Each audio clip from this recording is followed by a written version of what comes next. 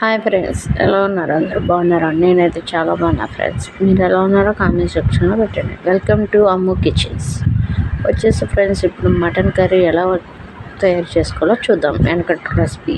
Oil పోసుకుని oil heat ఎక్కాక ఇప్పుడు ఉల్లిపాయ, ఆనియన్స్, పచ్చిమిర్చి వేసేసుకున్నాక ఫ్రెండ్స్ కొంచెం టమాటా ముక్కలను కూడా కోసుకొని పక్కన పెట్టుకుందాం.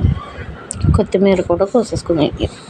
టమాటా ముక్కలను కూడా వేసేసుకుందాం ఫ్రెండ్స్. అలాగే ముందుగా చూస్తున్న వాళ్ళైతే సబ్స్క్రైబ్ చేసుకోండి ఫ్రెండ్స్ ఈ వీడియోని.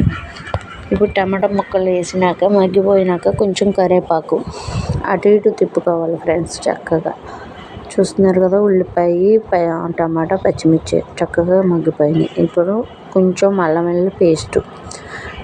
మా అమ్మమ్మ నాకు వండుతుంటే చూసిన రెసిపీ ఫ్రెండ్స్ ఇది కూడా. కొంచెం పసుపు, అలాగే ఫ్రెష్గా కడుక్కున్న మటన్ ముక్కలను కూడా చక్కగా దాంట్లో వేసేసుకోవాలి. ప్రెషర్ కుక్కర్లో ఇడ్లీలో వండకుండా చక్కగా గిన్నెలో వండుకుంటే చాలా బాగుంటుంది. రుచికి సరిపోయినంత సాల్టు, అలాగే కొంచెం చూస్తున్నారా 5 మినిట్స్ అన్నీ వేసేసి కలిపేసుకొని ఒక 10 మినిట్స్ లో సిమ్లో పెట్టుకొని ఉడికించుకోవాలి ఫ్రెండ్స్. వాటర్ ఏం పోయకుండా కొంచెం లైట్గా వాటర్ వస్తుంది. ఆ పక్కన ఉన్న గల్బెట్టను కూడా నొక్కండి ఫ్రెండ్స్. ఇప్పుడు చక్కగా చూస్తున్నారు కదా, అందులో చక్కగా వాటర్ కూడా వచ్చేసాయి. 2 స్పూన్ల కారం. స్పైసీగా తినాలనుకునే వాళ్ళు స్పైసీగా తినచ్చు ఫ్రెండ్స్. ఇప్పుడు వచ్చేసి కొంచెం గ్లాస్ వాటర్. లైట్గా ముక్క ఉడకడానికి కూడా కొంచెం వాటర్ వేసుకోవాలి ఫ్రెండ్స్.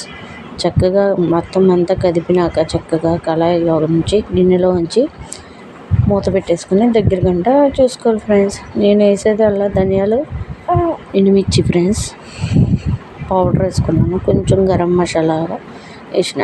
లైక్ చేయండి ఫ్రెండ్స్. అలాగే చివరిలో కొత్తిమీర వేసేసుకొని దింపేసుకున్నాను.